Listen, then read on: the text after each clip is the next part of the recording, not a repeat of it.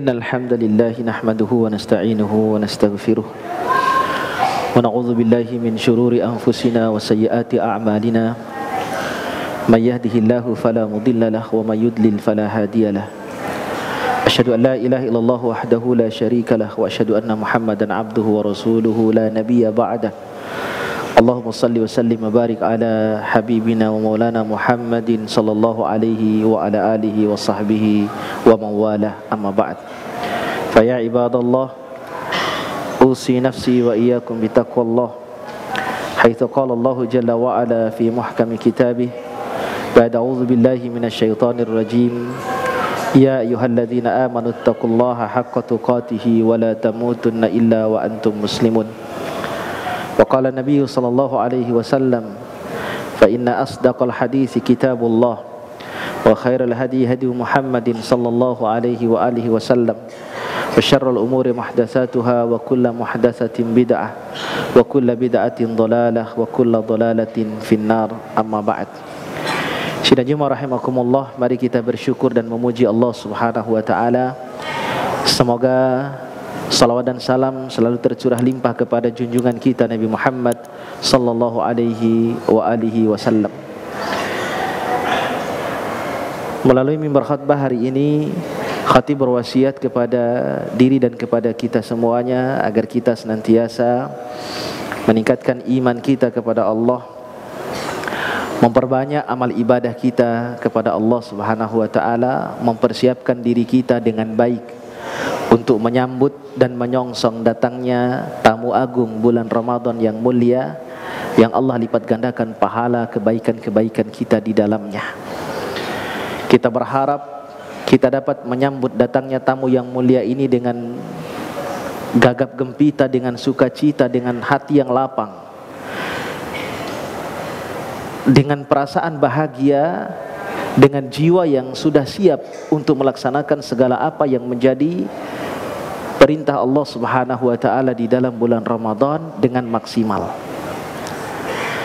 Maka agar kita mampu menjalankan segala apa yang menjadi kewajiban kita dengan maksimal di dalam bulan Ramadan, maka kita perlu mempersiapkan diri kita dari sekarang dengan persiapan yang matang, agar kita tidak menjadi orang yang merugi ketika kita berlalu dari bulan Ramadan lantaran bulan yang mulia ini tidak mampu kita manfaatkan sebagaimana mestinya untuk meraup pahala yang berlipat ganda di sisi Allah dan untuk menjadi penghapus dosa-dosa kita di hadapan Allah Subhanahu wa taala.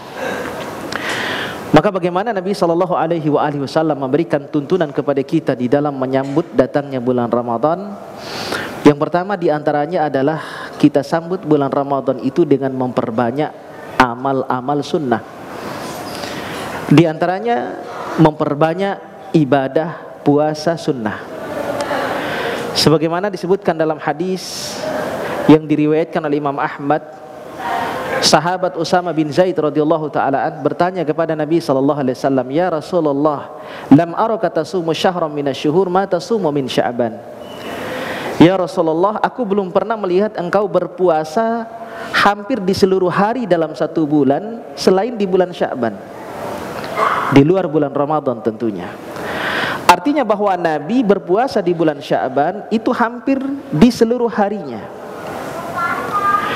Kemudian Nabi SAW bersabda, beliau mengatakan bahwa ada dua motivasi beliau kenapa beliau banyak melaksanakan ibadah puasa sunnah di bulan Sya'ban. Yang pertama, dzalika syahrun yaghfulun nasu an baina Rajab wa Ramadan. Karena Sya'ban itu adalah bulan yang paling banyak dilupakan oleh orang, karena keberadaannya di antara dua bulan yang mulia. Sebelumnya ada bulan Rajab, salah satu bulan haram yang empat, di mana pahala kebaikan-kebaikan kita dilipat gandakan oleh Allah Subhanahu wa taala. Demikian juga dengan dosa di dalamnya, dilipat gandakan dosanya. Dan setelah bulan Sya'ban itu bulan yang lebih mulia lagi, bulan Ramadan. Maka umumnya orang-orang lebih fokus untuk meningkatkan ibadah, untuk meningkatkan spirit amal solehnya di bulan Rajab dan bulan Ramadan, sehingga lupa di bulan Sya'bannya. Maka Nabi SAW memanfaatkan momentum itu, di mana banyak orang lupa terhadap amal kebaikan. Justru Nabi SAW mengisinya dengan amal kebaikan, dengan memperbanyak puasa sunnah. Kemudian motivasi yang kedua, kata Nabi SAW, wa huwa syahrun turfa'u fihi al-a'malu ila rabbil alamin wa uhibbu an yurfa'a amali wa ana sha'im. Bulan Sya'ban itu adalah bulan dilaporkannya catatan amal kita oleh malaikat kepada Allah Subhanahu wa taala, yang siklusnya tahunan. Dan aku senang ketika catatan amalku dilaporkan kepada Allah Subhanahu wa taala, aku dalam keadaan berpuasa. Inilah yang menjadi motivasi Nabi SAW. Kenapa beliau banyak berpuasa sunnah di bulan Sya'ban. Masih ada beberapa hari yang tersisa di bulan Sya'ban, kita manfaatkan untuk melaksanakan ibadah kepada Allah Subhanahu wa taala, di antaranya dengan memperbanyak saum sunnah. Kemudian yang kedua, di antara tuntunan Rasulullah SAW di dalam menyambut bulan Ramadan adalah kita memperbanyak berdoa. Banyak doa-doa yang disebutkan, sebagiannya ada yang populer, ada juga yang tidak populer. Sebagian riwayatnya ada yang sahih, ada juga yang tidak sahih.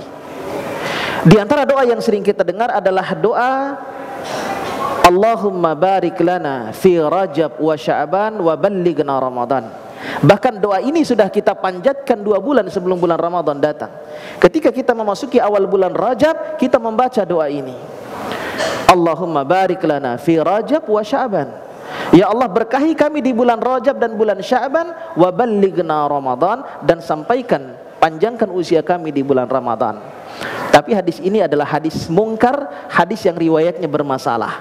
Karena ada perawi yang bernama Ziyad An-Numairi, oleh para ulama ahli hadis dikategorikan mungkarul hadis, orang yang tidak bisa diterima hadisnya. Diriwayatkan oleh Imam Al-Baihaqi dalam sunannya, dalam kitab Syu'abul Iman. Namun demikian, jemaah yang dimuliakan Allah Subhanahu wa taala, ada satu doa yang hadisnya, riwayatnya paling sahih dan redaksinya paling lengkap, yang dibaca oleh Nabi SAW ketika memasuki bulan Ramadan. Doanya adalah disebutkan di dalam hadis riwayat Imam Tirmidzi. Nabi SAW bersabda, Allahumma ahillahu alaina bil yumni wal iman wassalamati wal islam rabbi wa rabbukallah. Ya Allah, ahillahu alaina, hadirkan bulan Ramadan kepada kami, bil yumni, dalam keadaan hati yang tenang. Artinya ketika memasuki bulan Ramadan, kita memohon kepada Allah agar diberikan ketenangan hati, agar diberikan ketenangan jiwa, agar kita tenang, agar kita maksimal di dalam melaksanakan ibadah puasa Ramadan. Karena ada sebagian orang ketika datang bulan Ramadan gelisah dia, macam-macam yang dipikirkannya. Harga sembako yang sudah mulai naik, bahkan mudik sudah dia pikirkan, ya. Atau ada sebagian orang yang tidak biasa dengan berpuasa, ketika datang bulan Ramadan gelisah dia. Kenapa? Karena dia tidak bisa makan di siang hari, dia tidak bisa merokok di siang hari, sehingga gelisah hatinya. Maka penting kita memohon ketenangan jiwa dan ketenangan hati, agar kita mampu melaksanakan seluruh rangkaian ibadah di dalam bulan Ramadan dengan maksimal. Kemudian yang kedua, Nabi SAW memohon agar bulan Ramadan kepada kita hadir dengan spirit keimanan, wal iman, spirit ibadah, kekuatan iman. Kenapa? Karena banyak orang yang ketika mulai berada di pertengahan Ramadan, itu spirit imannya cenderung menurun, semangat ibadahnya cenderung berkurang, tidak stabil sebagaimana di awal bulan Ramadan. Maka ketika Ramadan itu sudah mulai masuk pertengahan atau sudah mulai mendekati akhirnya, kita saksikan jamaah sholat sudah mulai berkurang, jamaah baca Quran sudah mulai berkurang, dan seterusnya. Makanya di dalam Al-Quran, ketika Allah Subhanahu wa ta'ala turunkan ayat pertama yang memerintahkan tentang puasa dalam surat Al-Baqarah ayat 183 pada tahun kedua Hijriyah, Allah Subhanahu wa ta'ala memanggil semua orang yang beriman, ya ayyuhalladzina amanu kutiba alaikumus shiyam. Allah memanggil orang-orang yang beriman. Ya dalam bahasa Arab itu disebut dengan harfun nida, kalimat untuk memanggil. Dan harfun nida dalam bahasa Arab itu kurang lebih ada 14 panggilan. Tapi yang disebutkan oleh Allah Subhanahu wa taala di dalam Al-Qur'an hanya satu, ya. 361 kali Allah Subhanahu wa taala memanggil dengan kata ya. Fungsinya apa? Fungsinya untuk memanggil orang dengan 3 jarak yang berbeda. Yang dekat bisa dipanggil dengan ya, yang pertengahan bisa dipanggil dengan ya, yang jauh bisa dipanggil dengan ya. Maka ketika Allah Subhanahu wa taala menggunakan kalimat ini di dalam Al-Qur'an yang dirangkaikan dengan kalimat iman, ya ayyuhalladzina amanu, 90 kali Allah mengulangnya di dalam Al-Qur'an, maka itu artinya bahwa Allah Subhanahu wa taala memanggil semua orang yang beriman, tidak peduli yang imannya kuat sehingga dia dekat dengan Allah Subhanahu wa taala, dipanggil oleh Allah Subhanahu wa taala. Saking dekatnya dia dengan Allah, kalau subuh itu jam 4.40, dia jam 3 sudah bangun. Tahajud dulu, istighfar dulu, solawat dulu, baru kemudian sholat subuh. Bahkan sebelum Ramadan dia sudah rutin bangun malam.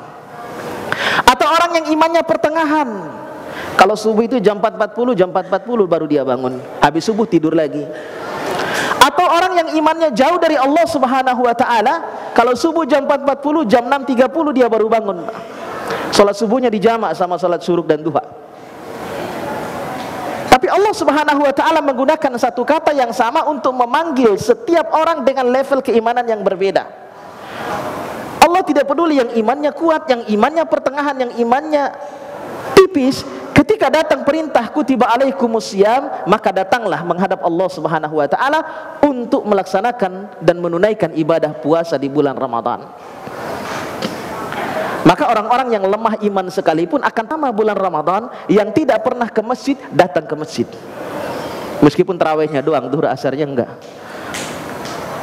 Yang tidak pernah baca Quran, dia baca Quran. Bahkan anak kecil yang belum balik datang ke masjid. Jadi inilah spirit keimanan. Maka kita memohon kepada Allah Subhanahu wa taala agar diberikan kekuatan iman di dalam melaksanakan ibadah di dalam bulan Ramadan. Kemudian yang ketiga, kata Nabi sallallahu alaihi wasallam, wassalamah, agar diberikan jasmani yang sehat dan selamat. Karena kalau kita tidak sehat, maka sulit kita melaksanakan ibadah di bulan Ramadan dengan baik. Kemudian yang keempat adalah wal Islam, agar diberikan semangat Islam, kekuatan Islam. Apa bedanya kekuatan Islam dengan kekuatan iman? Kalau kekuatan iman itu spirit ibadahnya, semangat ibadahnya, kualitas ibadahnya. Tapi kalau spirit kekuatan Islam itu terkait dengan jenis dan ragam ibadahnya. Maka umumnya rukun Islam itu merupakan ibadah-ibadah yang Allah Subhanahu wa taala perintahkan kepada kita, agar kita memanfaatkan waktu, memanfaatkan setiap kesempatan sekecil apapun untuk meningkatkan ibadah kepada Allah Subhanahu wa taala di dalam bulan Ramadan. Jangan sampai waktu terlewatkan dengan sia-sia. Makanya para ulama ahli hadis sangat tidak suka dengan hadis palsu yang bunyinya naumus shaim ibadah. Tidurnya orang yang berpuasa itu ibadah. Kenapa? Karena kalau tidur maka akan menutup peluang beramal solehnya. Ini hadis palsu. Makanya tahun ini jangan dipakai lagi. Ya. Jadi memohon kepada Allah agar diberikan kemampuan untuk melaksanakan rangkaian-rangkaian ibadah di dalam bulan Ramadan. Kemudian yang kelima, Rabbi wa Rabbukallah, Tuhanku dan Tuhan kalian adalah Allah. Tuhan kita adalah Allah. Artinya apa? 4 yang sebelumnya itu tidak ada nilainya di sisi Allah Subhanahu wa taala tanpa ada yang kelima. Artinya seluruh rangkaian ibadah di dalam bulan Ramadan itu mesti kita kerjakan hanya karena Allah Subhanahu wa taala. Ikhlaskan niat kita hanya karena Allah Subhanahu wa taala. Karena ada orang yang berpuasa di bulan Ramadan, ada orang yang baca Quran di bulan Ramadan, ada orang yang bersedekah di bulan Ramadan, motifnya macam-macam. Ya, hati-hati para imam ketika memimpin salat tarawih dengan suara yang bagus dipuji, mulai berubah hatinya. Makmumnya juga demikian. Kenapa enggak salat tarawih di Istiqomah lagi? Terlalu panjang, cari masjid yang pendek saja. sudah mulai berubah niatnya. Makanya motifnya macam-macam. Ketika kita beribadah di bulan Ramadan, maka ingatkan dengan kalimat Rabbi wa Rabbukallah. Semua dikerjakan hanya untuk Allah Subhanahu wa ta'ala. Ikhlas karena Allah Subhanahu wa ta'ala. Dan ini sungguh berat. Karena orang yang pertama kali akan diseret oleh Allah Subhanahu wa ta'ala ke dalam neraka, itu bukan orang yang ahli maksiat yang hebat, bukan orang yang bunuh ratusan orang, bukan orang yang zina. Siapa yang pertama kali diseret oleh Allah Subhanahu wa ta'ala? Orang alim, ahli ibadah. Maka Abu Hurairah ketika mendengarkan hadis ini sampai 3 kali pingsan. Kenapa? Yang pertama kali dipanggil, 3 orang pertama kali itu semuanya adalah ahli ibadah. Yang pertama dipanggil orang alim, dipanggil orang yang baca Quran. Kenapa kamu melakukan itu? Untukmu ya Allah. Apa kata Allah? Kadzabta, kau dusta. Engkau lakukan itu agar dikatakan engkau orang alim, agar dikatakan engkau seorang qari Al-Quran. Yang kedua dipanggil orang yang berderma. Kenapa engkau mendermakan hartamu? Untukmu ya Allah. Kadzabta, kata Allah, dusta engkau. Engkau melakukan itu agar dipuji engkau orang yang dermawan. Yang ketiga, orang yang berjihad di jalan Allah, berperang untuk meninggikan kalimat Allah, melawan orang-orang yang memusuhi agama Allah Subhanahu wa ta'ala. Dan ini adalah kematian yang paling tinggi di dalam Islam, syahid. Dia didatangkan di hadapan Allah Subhanahu wa ta'ala, lalu ditanya, kenapa engkau berperang? Kenapa engkau berjuang untuk meninggikan kalimatmu ya Allah? Allah bilang apa? Kadzabta, dusta engkau. Tidak bisa kita berbohong di hadapan Allah Subhanahu wa ta'ala. Engkau berperang, engkau berjuang agar engkau disebut pahlawan, agar engkau disanjung-sanjung oleh kaum dan sukumu, dan seterusnya. Semuanya dilemparkan oleh Allah Subhanahu wa ta'ala di dalam neraka karena sulitnya meraih keikhlasan di dalam beramal saleh.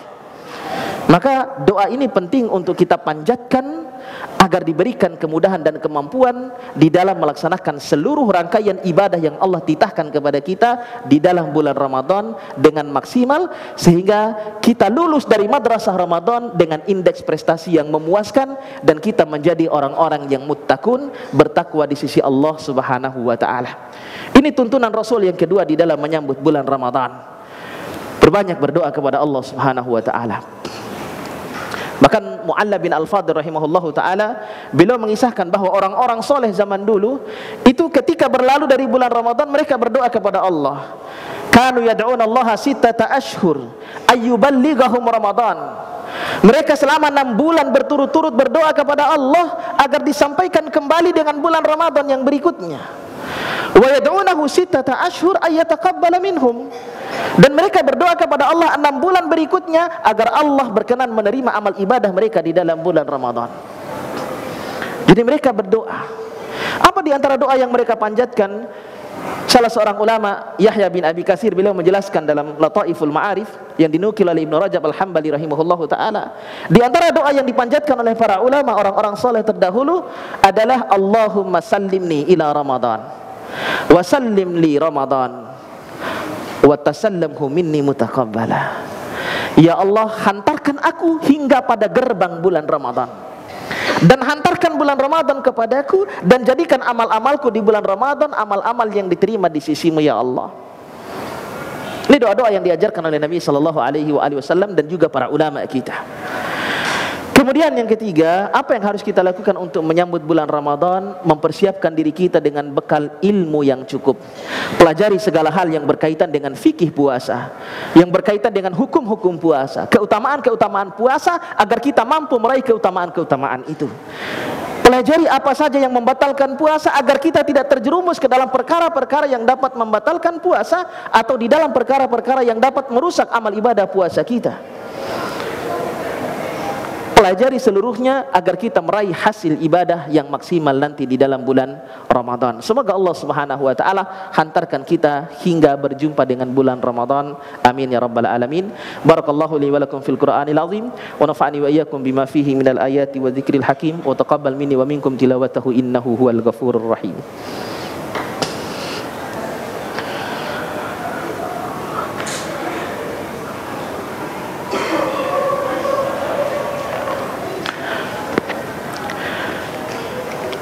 Alhamdulillahi hamdan katsiran tayyiban mubarakan fihi kama yuhibbu rabbuna wa yardah. Asyhadu an la ilaha illallah wahdahu la syarika lahu wa asyhadu anna Muhammadan abduhu wa rasuluhu la nabiyya ba'da.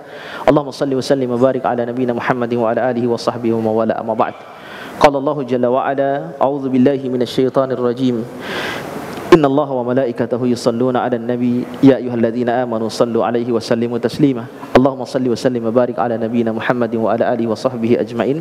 Allahumma ighfir lil muslimina wal muslimat wal mu'minina wal mu'minat al ahya'i minhum wal amwat innaka sami'un qaribun mujibud da'awat wa ya qadiyal hajat. Allahumma ighfir lana wa li walidina warhamhum kama rabbawna shighara. Allahumma arinal haqqa haqqan warzuqna ittiba'ah wa arinal batila batilan warzuqna ijtinabah. Rabbana taqabbal minna innaka antas samiul alim wa tub alaina innaka antat tawwabur rahim. Rabbana zalamna anfusana wa illam taghfir lana wa tarhamna lanakunanna minal khasirin. Rabbana ighfir lana dzunubana wa israfana fi amrina wa tsabbit aqdamana wansurna 'alal qaumil kafirin. Rabbana ighfir lana wa li ikhwanina alladzina sabaquna bil iman wa la taj'al fi qulubina ghillan lil ladzina amanu rabbana innaka ra'ufur rahim. Rabbana hab lana min azwajina wa dhurriyyatina qurrata a'yun waj'alna lil muttaqina imama. Allahumma sallim lana Ramadan wa sallim lana Ramadan wa tasallamna minhu mutaqabbala. Rabbana atina fid dunya hasanah wa fil akhirati hasanatan wa qina adzabannar. Wa sallallahu ala nabiyyina Muhammadin wa ala alihi wa sahbihi wa sallama tasliman katsira. Subhana rabbika rabbil izzati amma yasifun wa salamun alal mursalin walhamdulillahi rabbil alamin. Aqimus shalah.